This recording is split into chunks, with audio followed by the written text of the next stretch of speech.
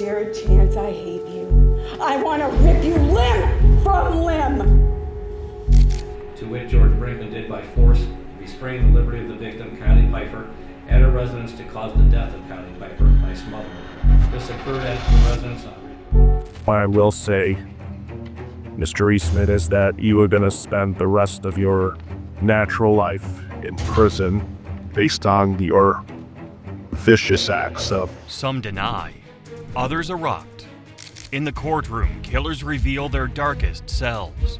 From Dr. James Craig, who plotted to poison his own wife, to a truck driver whose reckless actions sparked a deadly rampage. These stories of killers expose betrayal, obsession, and pure evil. Let's begin. He went in that room to murder, to deliberately and intentionally end her life with a fatal dose of suffering. In a Colorado courtroom, a husband faced the family of the wife he vowed to love. Poisoned shakes, a chilling search history. The truth was that her killer was sitting right there. Angela Craig, 43, was a devoted wife and mother of 6 children. But in March 2023, her husband suddenly began to fail. Headaches, nausea, dizziness. Her husband, James Craig, offered to help by making her protein shakes. What she didn't know, those shakes carried a lethal secret. On March 15th, Angela was rushed to the hospital after a violent seizure. She never recovered. 3 days later, she was gone. Toxicology tests revealed cyanide and tetrahydrozoline, the chemical in eye drops, in her system. This was no illness. It was poison. Detectives began digging. They found James had searched for arsenic that could be detected in an autopsy. He had ordered potassium cyanide from Amazon and had it shipped to his dental office. The evidence was stacking up. Investigators also discovered James had been cheating on Angela for most of their 23-year marriage. At the time of her death, he was having an affair. He wasn't looking to fix his marriage. He was plotting his escape. And his escape plan was murder. Prosecutors said James wanted to avoid the shame of divorce, keep his image clean, and gain financially from Angela's death. Divorce was an option, but he refused it. Instead, he turned his wife's daily shake into a weapon. We, the jury, unanimously and beyond a reasonable doubt, find the defendant, James Craig, guilty of murder in the first degree. The jury didn't hesitate. James Craig was found guilty of first-degree murder and solicitation to murder, trying to hire another inmate to kill the lead detective. He was sentenced to life in prison without the possibility of parole, plus an additional 33 years. The moment the verdict hit, James broke. Tears streamed down his face. Angela's family remembered her as loving, kind, and devoted to her children. Angela's daughter said about Dad, "He was supposed to be my hero, and instead he'll forever be the villain in my book." he turned love into murder with a poisoned shake. But our next case unleashes pure cruelty. 2 innocent lives silenced without a hint of remorse. Scott made me do this. Heather made me do this. I didn't have a choice. Yeah, to Finger Park, to dispose of the body. You shook your head yes. In a Colorado courtroom, a man sat shackled as families waited for justice. The crime? 2 vicious murders. The victims? A beloved trumpet player and a devoted mother. The killer? Kevin Eastman, whose violent actions shocked the entire community. And when the verdict was read, the courtroom erupted with raw emotion. In February 2020, police responded to an emergency call, which was first reported as a simple campfire. But when they arrived, it was clear this was no ordinary blaze. Inside, investigators discovered the remains of 2 victims. 53-year-old Scott Sessions, a celebrated trumpet player who brought music to countless community gatherings, and 48-year-old Heather Frank, a devoted mother whose life was cut short in a devastating way. Their lives were taken without warning, leaving families shattered. Both Scott and Heather had crossed paths with Kevin Eastman, and what followed was a story of cruelty that tore families apart. When the 2 first went missing, investigators immediately suspected foul play. They collected evidence, questioned witnesses, and began piecing together the disturbing events that would soon come to light. The trail pointed straight toward Kevin Eastman. What followed was a 3-week trial, where prosecutors laid out the grim details of how both victims were killed. Eastman fatally stabbed Scott Session multiple times after luring him to Heather Frank's home. He then moved Scott's body to a rural area and set it on fire. Days later, fearing Frank might talk to the police, Eastman took her to a rural property near Greeley. There, he shot her twice in the chest at close range and tried to hide her body in a fire pit. On the night of the verdict, a jury found Kevin Eastman guilty of killing both Scott Sessions and Heather Frank. The courtroom was filled with raw emotion as family members waited for justice. While no single motive could explain such cruelty, prosecutors painted a picture of jealousy, anger, and control. What was clear is that Eastman's actions ended 2 lives and forever altered countless others. Judge Marcelo Kopkow handed down the punishment. You're gonna spend the rest of your natural life in prison, The judge again repeated his words. and thereafter disposing of their deceased bodies in such a disrespectful manner. That's why you're gonna spend the rest of your life in prison. Kevin Eastman's fate was sealed. 2 consecutive life sentences, plus 27 more years. He'll never walk free again, and when the verdict was read, he showed nothing. No tears. No emotion at all. During sentencing, family members shared heartbreaking statements. Scott's father spoke about the anguish their family now lives with, but also about the power of forgiveness. He said, You'll find God in your life and that you will find a way to become a better person. You still have a chance. 2 lives were stolen, and the killer showed no remorse. But our next case reveals a dark secret beyond comprehension. 5 victims, 2 families, and 1 trusted friend who turned into a monster. This happened because of work Friday. Okay. I got angry, I got upset. Real wall wins every time. Yeah. I found that out. That's Kylie, that's Taylor. In an Ohio courtroom, George Brinkman Jr. sat shackled as prosecutors described the horror he had unleashed. 5 lives were lost, 2 families destroyed, all at the hands of a man they had once trusted. His name was George Brinkman Jr.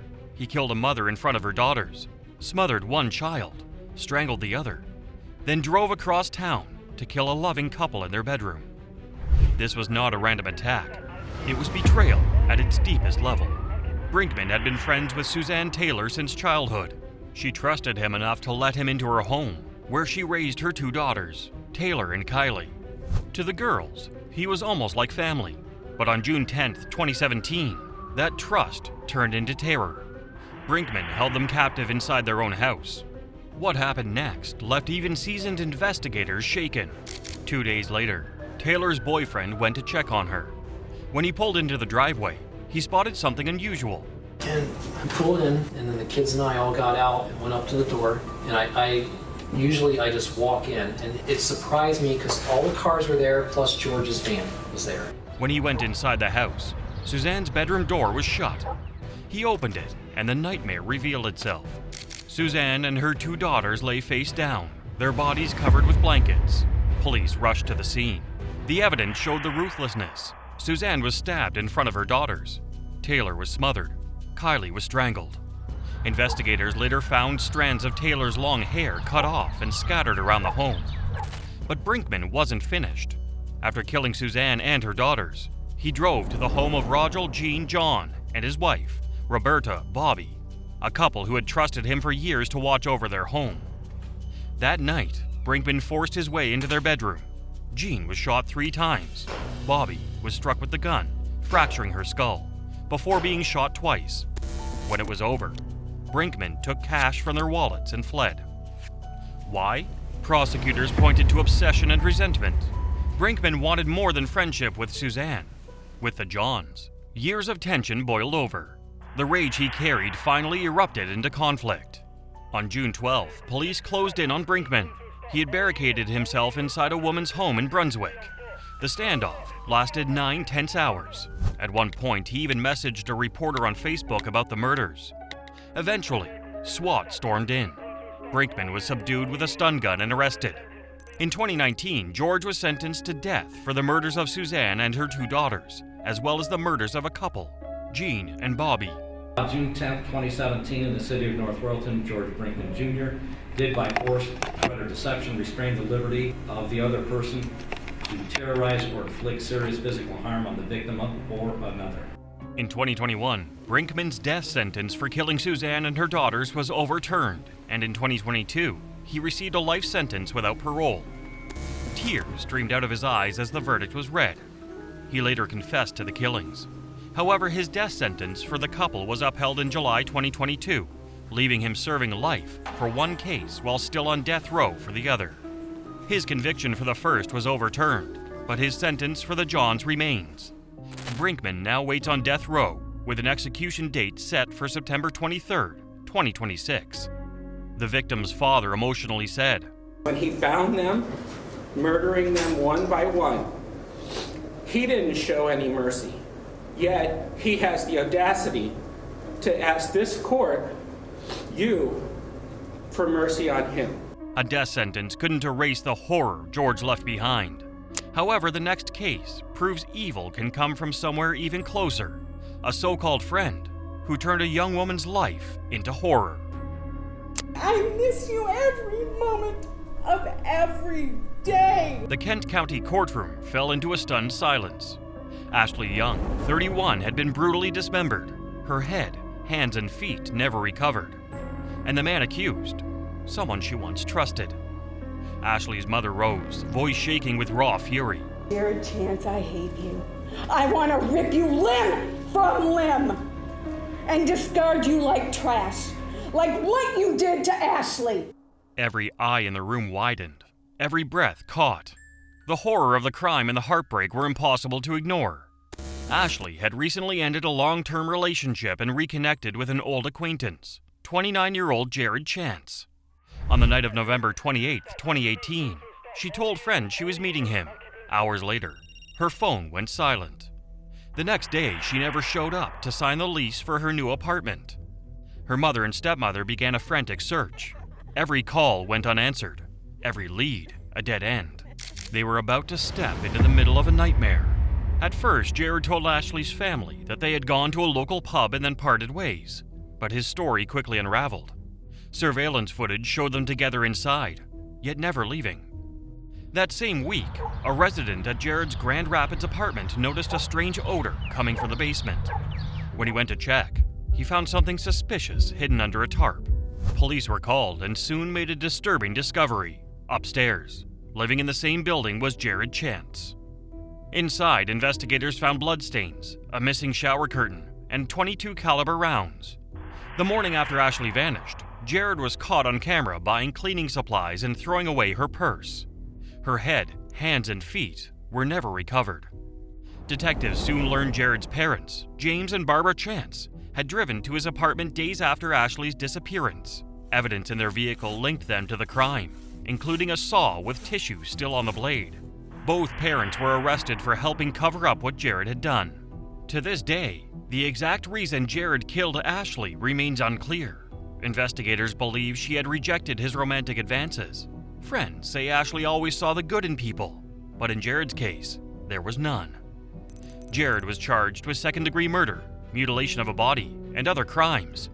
In September 2019, he was found guilty and sentenced to 100 to 200 years in prison. Sentence of this court with regards to the second-degree murder, that you be committed to the Michigan Department of Corrections to serve a minimum of 100 years to a maximum of 200 years.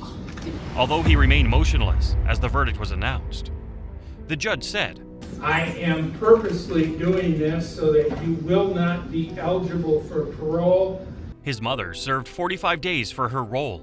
His father received 1 year of probation for an accessory after the fact.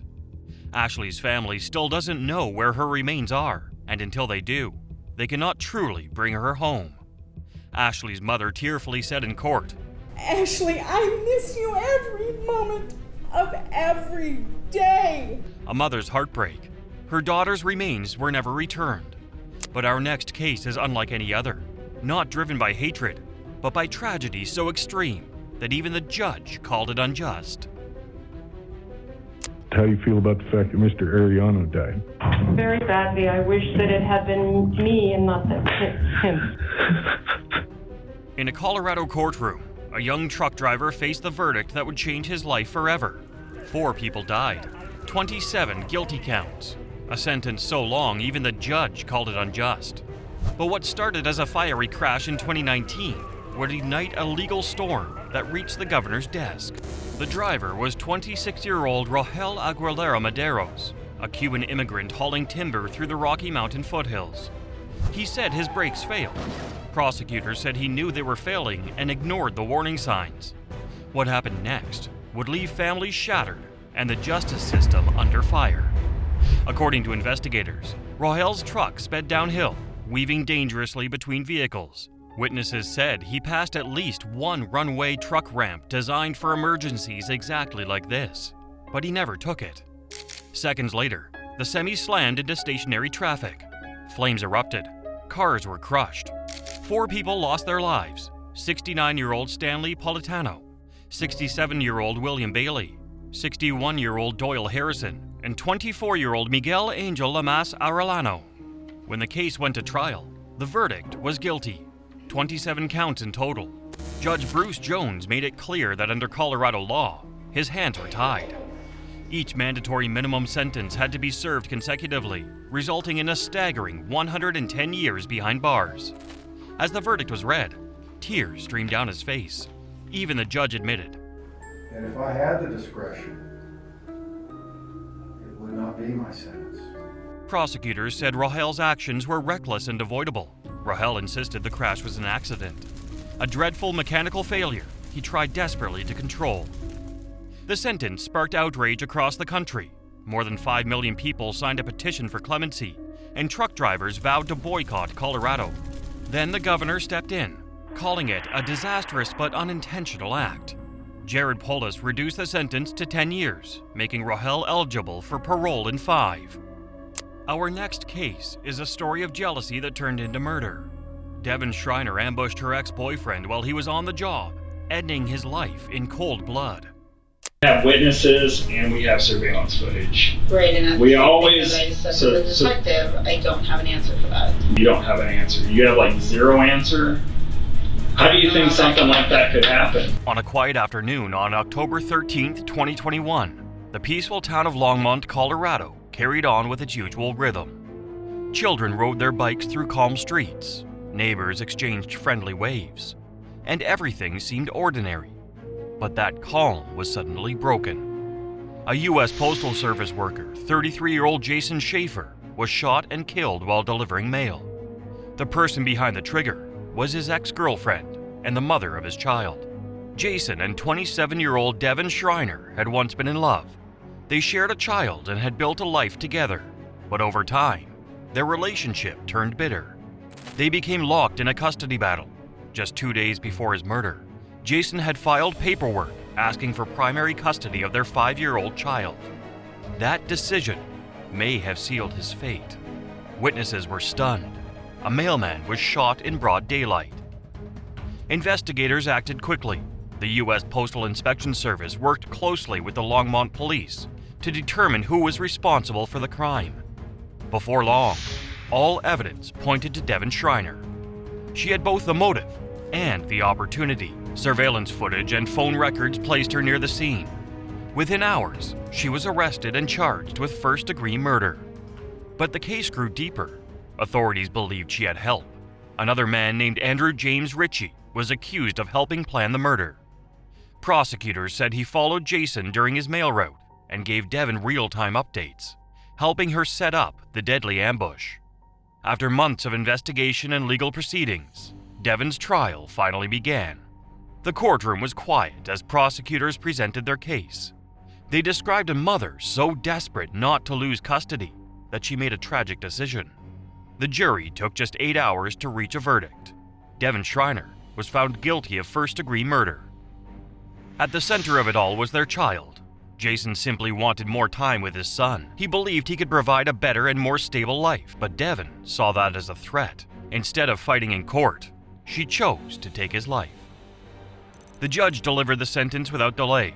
Devin Schreiner, sentenced to life in prison without the eligibility of parole. Yet, she showed no emotion for her actions. It was the mandatory punishment under Colorado law for first-degree murder. Meanwhile, Andrew Ritchie was accused of playing a key role in planning Jason's murder. He was later sentenced to life in prison without the eligibility of parole. The entire community was shaken. A federal worker had been killed while simply doing his job. For Jason's family and friends, the loss was unbearable. He was a father, a kind soul, and a man who only wanted to be present in his child's life. Justice may have been served, but no sentence can ever bring him back. Our next case is even more chaotic, where betrayal collided on a holiday no one would forget. Everything was a mistake. It was an accident that happened. Labor Day 2018 began like any other, a calm afternoon that gave no warning of the storm ahead. But by the end of the day, Norman Sullivan was dead, brutally shot in the head and neck, and the peaceful holiday had become a crime scene. And at the center of it all stood one name, a woman no one suspected until the truth slowly began to unravel. Initially, the details were unclear. Police responded to reports of a disturbance, and it quickly became evident that Norman Sullivan had been killed. But the question remained about who pulled the trigger. Witnesses remained quiet. The scene was chaotic. But one name kept surfacing during the investigation, and that was Aisha Jones. Investigators began piecing together what had happened. They discovered that Aisha Jones and her husband, Dominic Gillespie, knew Sullivan personally. The three individuals had reportedly been connected through substance-related interactions. Authorities discovered that on that Labor Day, the couple visited Sullivan's home to make a questionable exchange that would later have serious consequences. According to Sergeant Victor Miller of the Chattanooga Police Department, Aisha had mentioned something about a plasma card during the visit. The question was whether she went there with any intention of committing a crime or causing harm. When asked, Sergeant Miller clearly stated that there was no indication Aisha had planned to rob or kill Sullivan. Still, something went wrong. Witnesses said a fight broke out behind closed doors between Sullivan and Gillespie. The struggle spilled into the bedroom, where Aisha was present, and during the chaos, a gun was fired. Norman Sullivan was struck in the head and neck. No weapon was ever recovered from the scene. However, forensic testing revealed a single particle of gunshot residue. According to a senior forensic scientist, one particle was not enough to confirm who fired the weapon, but its presence raised further questions and added more weight to the case. The evidence was not perfect, there were missing pieces, but the narrative presented in court described a situation filled with substance and fatal decisions. The jury was left to decide whether Aisha Jones had intended to kill Norman Sullivan. Some believed she acted out of fear and panic, caught in the heat of the moment. Others believed she knew exactly what she was doing. What seemed certain was that substance, pressure, and a toxic relationship had played a major part in what happened that day. After deliberating for 5 hours, the jury reached a decision. Aisha Jones was found guilty of voluntary manslaughter, first-degree felony murder, especially aggravated robbery, and reckless endangerment. On April 25th, she was sentenced to life in prison. However, she showed no regret for her act. For Norman Sullivan's family, the verdict may bring some sense of justice, but no punishment can ever fill the void left behind. For Aisha Jones, a single decision changed the course of her life forever. Whether it was a tragic mistake or a conscious act, the result remains the same. One life was lost, and another was destroyed in the process. Our next case turns love into obsession. A woman who confessed to a cold and calculated murder with chilling calm. I may be just totally off my rocker, but I was just out walking my dog, and I came across some bones that looked to me to be human. He had been dismembered. Oh my God. Okay. On a cold January afternoon in Ohio, someone taking a quiet walk through Grand Lake State Park made a discovery that would haunt the area for years. Near the shoreline, human remains were found, left out in the open as if discarded. This wasn't just a disturbing find, it was the beginning of a mystery that would take years to solve. It all began in 2015 when 21-year-old Ryan Zimmerman moved to Columbus, Ohio, hoping for a fresh start. He had been communicating online with a married couple, Naria Jenna Whitaker and her wife, Sarah Buzzard, as well as Naria's then husband, after responding to a Craigslist ad. What started as a casual conversation soon developed into something more. Eventually, Ryan was invited to live with them, entering into what could only be described as a complex four-way relationship. But what began as an unconventional arrangement quickly turned dark. Sarah's emotions spiraled out of control. The relationship caused tension between her and her husband. And before long, Sarah had decided Ryan was the reason her marriage was falling apart. On January 5, 2016, human remains were discovered near a lake in Mercer County, Ohio. Parts of the body were missing, making identification difficult.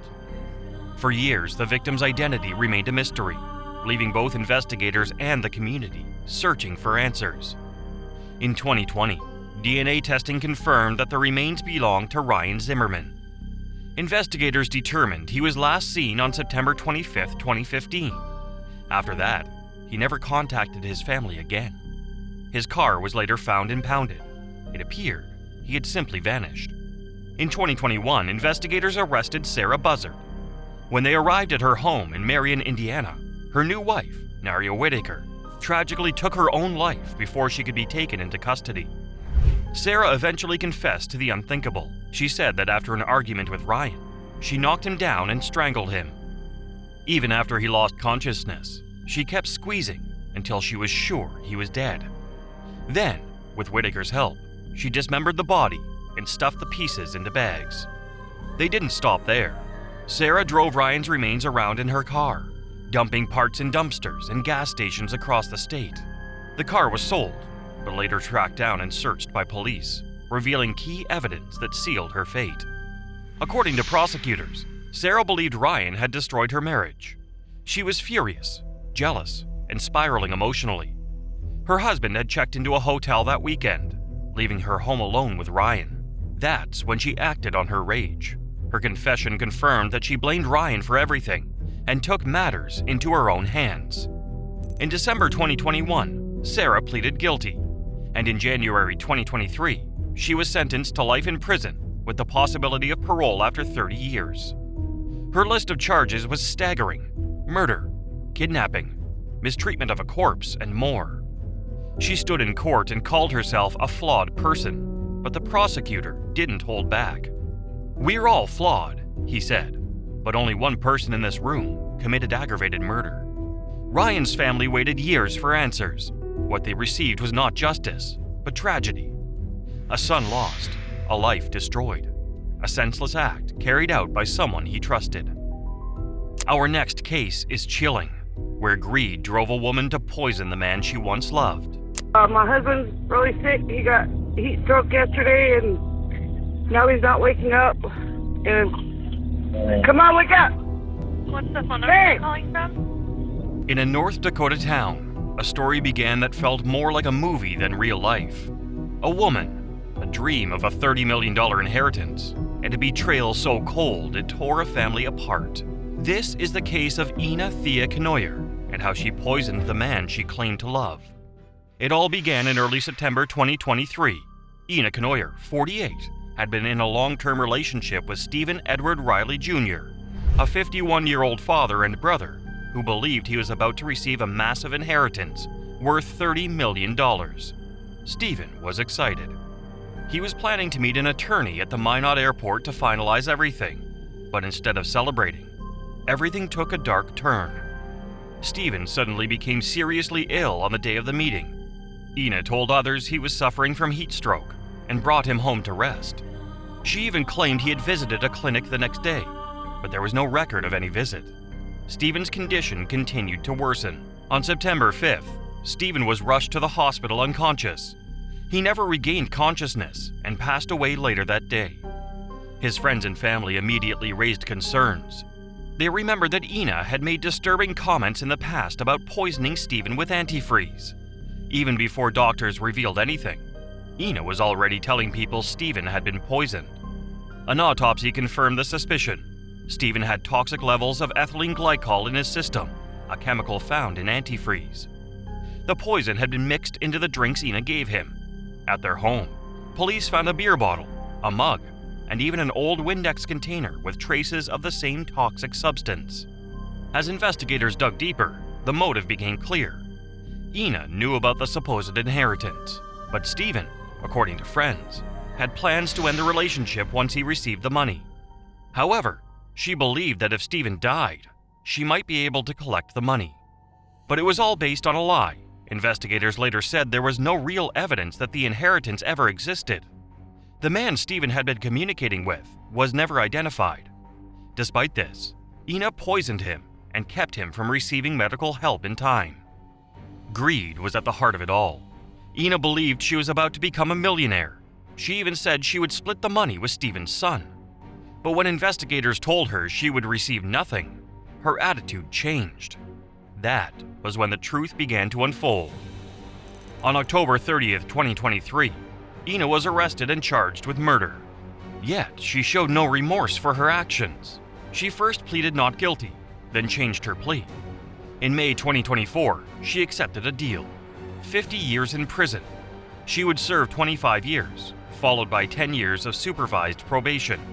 She was also ordered to pay restitution to Stephen's grieving family. Stephen's sister and son gave emotional statements in court. His sister Stephanie said their 71-year-old mother would now live the rest of her life in sorrow. Through tears, she called Ina a person with no soul and said the punishment would never feel like enough. Stephen's son Ryan said the loss had devastated their entire family. He had just started to rebuild a relationship with his father. Now, that chance was gone forever. He said he could not find words strong enough to describe the pain. When asked to speak, Ina remained silent. No apology, no expression, no remorse. Our next case is a pure nightmare where jealousy turned lethal and a man was killed in his sleep. Human beings make mistakes, but you did not accidentally murder my father. On a cold January day in Sandown, New Hampshire, a quiet neighborhood woke up to news that would shake the entire community. A man was found dead in his home, shot in the head while he slept. And the person responsible is someone he once loved. This is the heartbreaking case of Nicole LeBlanc and the murder of her ex-boyfriend, Richard Mannion Jr. Nicole LeBlanc and Richard Mannion had a troubled past. Their relationship had already ended, and Nicole had even been charged with assaulting him the previous summer. That led to a no-contact order, but even with legal boundaries in place, Nicole refused to let go. On January 14th, Nicole entered Richard's home while he was sleeping in his bedroom. She picked up a pistol and aimed it at his head. The first time she pulled the trigger, the gun didn't fire, but instead of walking away, she cocked the weapon and tried again.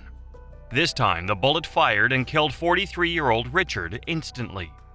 Nicole didn't confess immediately, but what she didn't know was that one of her friends, Dennis Johnson, was working with law enforcement.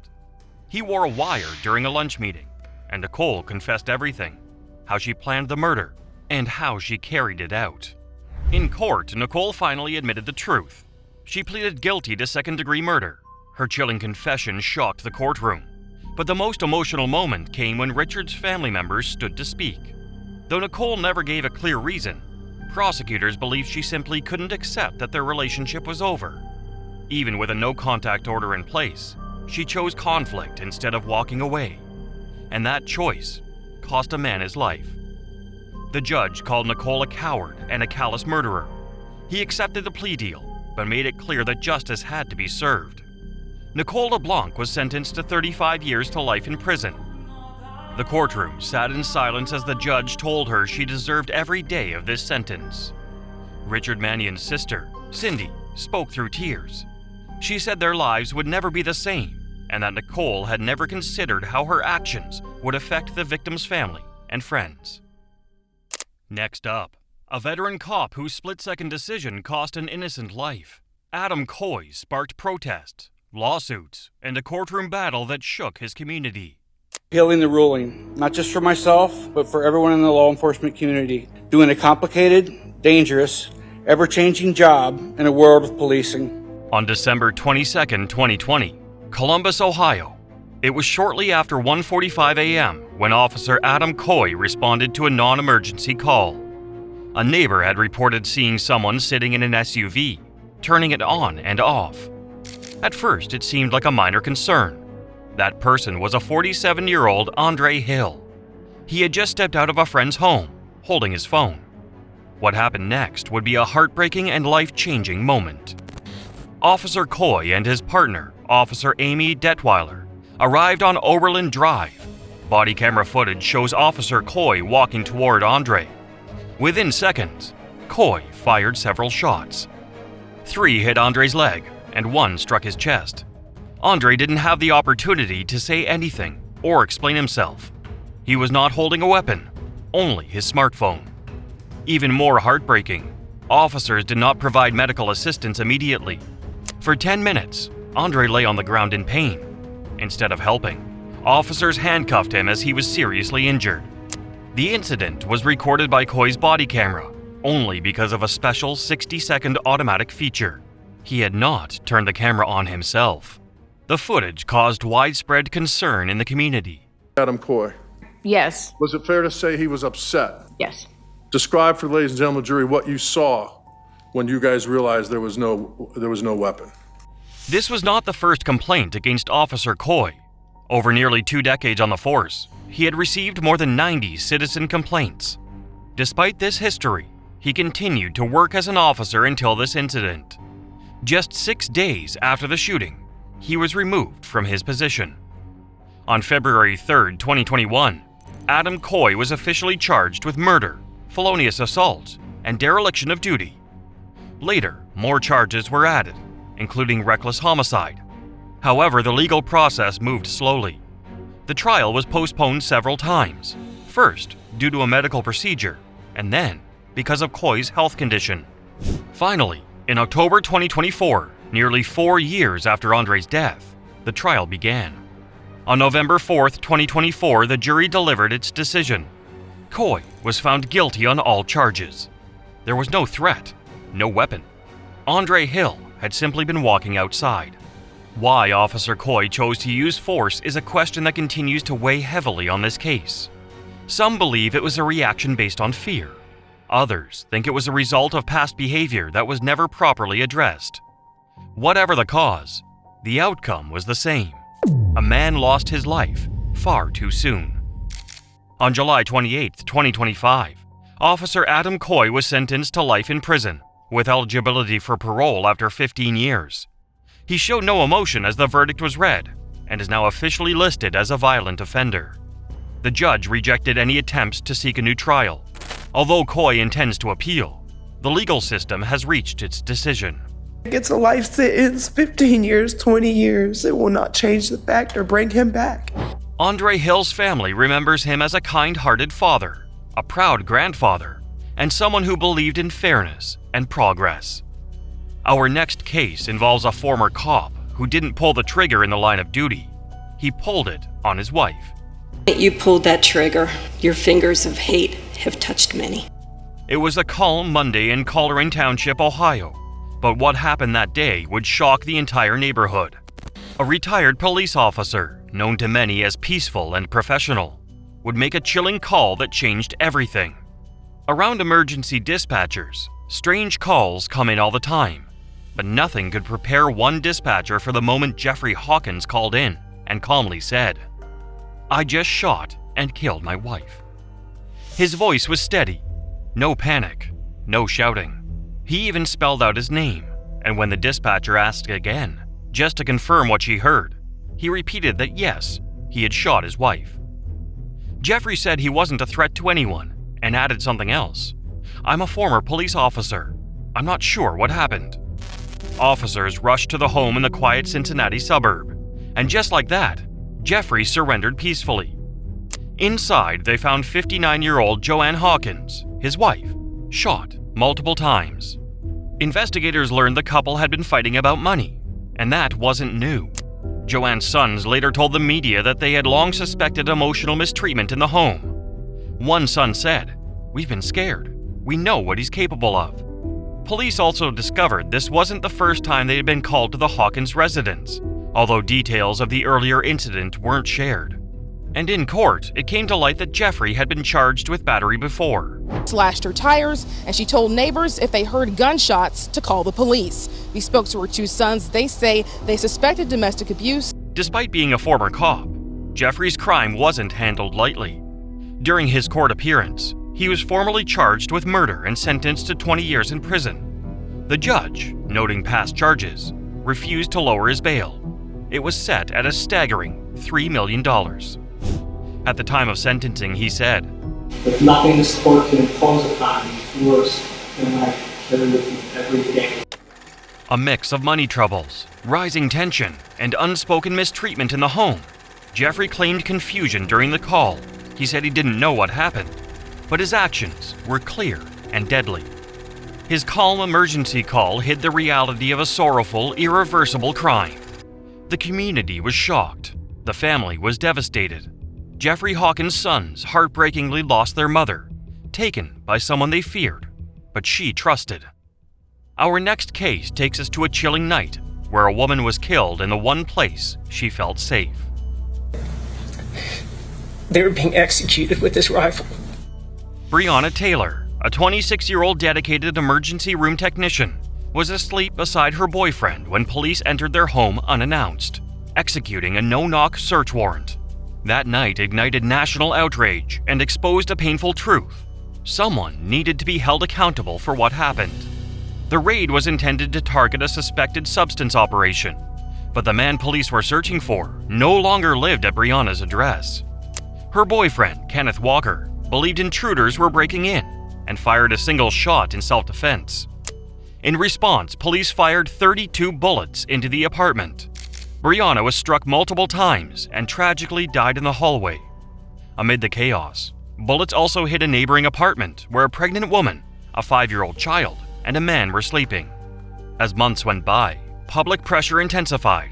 Breonna Taylor's name echoed across the nation during peaceful protests and marches, demanding justice. Yet no officer was initially charged with her death. Eventually, there was a step forward. In November 2024, former officer Brett Hankinson was convicted, not for killing Breonna, but for recklessly firing into her apartment and endangering the lives of others. A jury found that Hankinson had violated her civil rights by using excessive force. During sentencing, emotions filled the courtroom. Although the charge carried the eligibility of a life sentence, Hankinson was sentenced to just 33 months, slightly under 3 years. As the verdict was announced, he became visibly emotional. Hankinson's bullets did not cause Breonna's death. He has been trained by their team, by his legal team, and I think that it is on purpose, but I don't think it's for a good purpose. They showed the careless and dangerous nature of the raid. In court, Hankinson claimed he fired his weapon to protect his fellow officers. However, prosecutors emphasized that he violated a fundamental rule of using deadly force. Officers are not allowed to shoot unless they can see the person they're targeting. While Hankinson's bullets did not directly cause Breonna Taylor's death, they highlighted the reckless and dangerous conduct of the entire raid. In the end, former officer Brett Hankinson was the only one convicted in connection with the case. Breonna's mother, Tamika Palmer, acknowledged that the judge did the best she could with what was available. Still, the family strongly criticized prosecutors for requesting a lenient sentence. Breonna's boyfriend, Kenneth Walker, described the outcome as just a small piece of justice. 3 months in prison, followed by a term of 3 years of supervised release. Outside the courthouse, supporters gathered, chanting Breonna's name with strength and determination. During the peaceful protest, her aunt was taken into custody. Across the country, people paused to reflect on a painful reality. Justice can feel far away when a life as full of promise as Breonna's is lost so suddenly and unfairly. Our next case involves an officer who crossed the line, turning simple traffic stops into terrifying ordeals. Lasting damage to his fellow officers, to his police department, to the criminal justice system, and most importantly, to the community. It all began in Milwaukee, a city where people trusted the police to protect their rights and keep their neighborhoods safe. But that trust was broken when Officer Michael Vagnini was accused of serious misconduct. He wasn't just writing tickets or making arrests. What he did shocked the entire community and led to one of the most disturbing cases in the city's police history. Michael Vagnini was accused of conducting illegal strip searches and invasive body cavity searches on several men during routine traffic stops. These were not simple pat-downs. According to the complaints, he went far beyond the law, performing searches without warrants and medical supervision.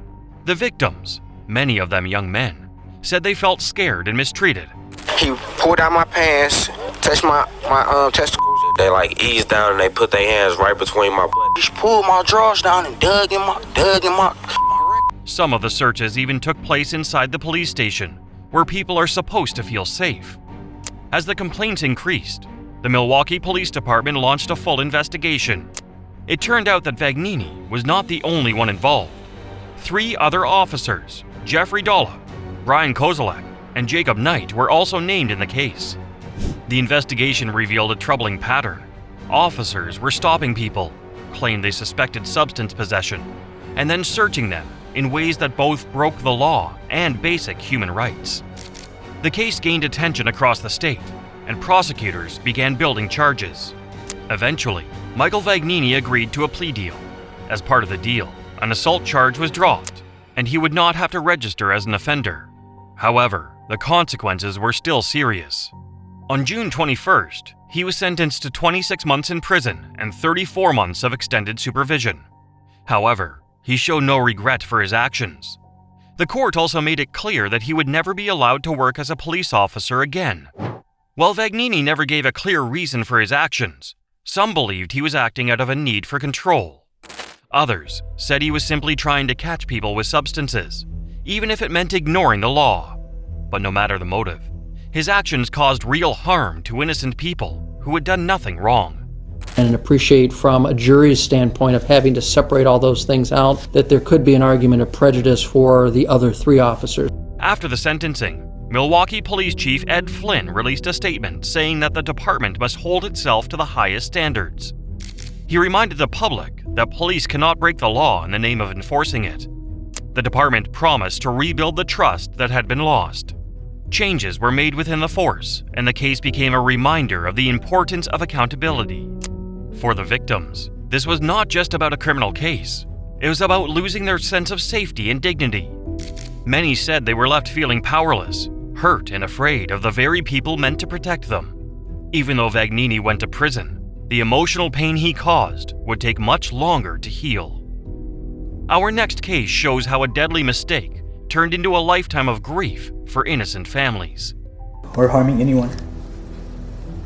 Every day and night, I pray for the victims and their family.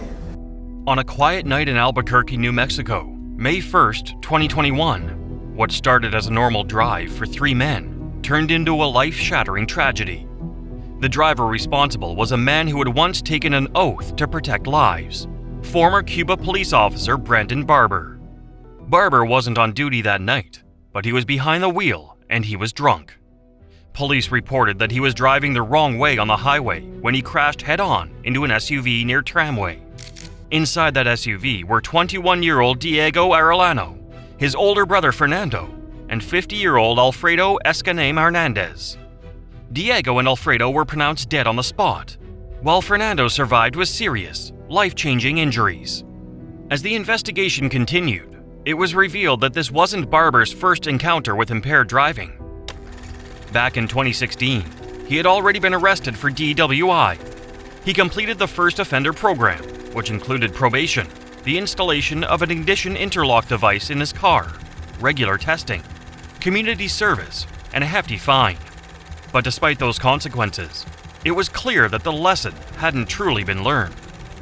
Brandon Barber eventually pleaded guilty in court to 2 counts of DWI homicide, 1 count of great bodily harm by vehicle, and 1 count of driving with an open container. Standing before the judge, he said, "I take full responsibility and I bear much guilt." But no amount of regret could undo the tragedy. 2 lives were lost, and the families were left with heartbreak that would last a lifetime. In 2023, Judge Stanley Whitaker sentenced Brandon Barber to 26 years in prison. He also added 5 years of probation. At the time of sentencing, Brandon said, "For this, I am remorseful, and I am sorry," to the victim's family. The courtroom was filled with sadness as families shared their grief. Diego had simply been on his way to visit his loved ones. The pain of losing a child or sibling in such a senseless way is beyond words. It's even harder when the person responsible was once trusted to serve and protect. The actions of these killers shocked communities, and their sentences show the scale of their crimes. Justice was served, but the pain remains.